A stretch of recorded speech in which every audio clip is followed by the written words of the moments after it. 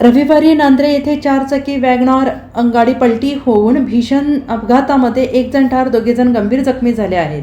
सदर मयत व्यक्ती माळवाडी येथील तर जखमी पलूस तालुक्यातील माळवाडी आणि मिरज तालुक्यातील कर्नाळ येथे असल्याची माहिती मिळाली आहे. घटनास्थळावरून आणि सांगली ग्रामीण पोलीस ठाण्याकडून मिळालेली माहिती अशी की रविवार दिनांक 16 जून रोजी रात्री 9:30च्या सुमारास सांगलीहून माळवाडीकडे भरधाव वेगाने जाणारी चारचाकी वॅगनआर MH10BA 3613 ही गाडी चालक वैभव शंकर मोहिते वय वर्ष 32 हा तरुण चालवत होता. त्याचा गाडीवरील ताबा सुटल्याने नांद्रे वसगडे मार्गावर नांद्रे हद्दीमधील नायरा पेट्रोल पंपाजवळ गाडी घसरून पलटी झाली. यामध्ये गाडीतील वैभव मोहिते वय वर्ष 32 हे देखील गाडीखाली दबले गेल्याने गंभीर जखमी झाले. यामध्ये वैभव मोहिते यांच्या डोक्याला गंभीर दुखापत झाली.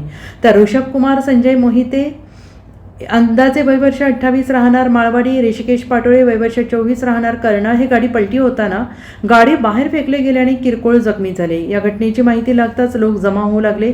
त्यांनी तातडीने 108 रुग्णवाहिकेला पाचारण केले. त्यानंतर जखमींना सांगली येथील हॉस्पिटलमध्ये उपचारासाठी दाखल करण्यात आले. यावेळी वैभव मोहिते हे मयत झाल्याचं घोषित करण्यात आलं. घटनेची माहिती मिळताच सांगली ग्रामीण पोलिसांनी घटनास्थळी धाव घेऊन माहिती घेऊन रीतसर पंचनामा केला.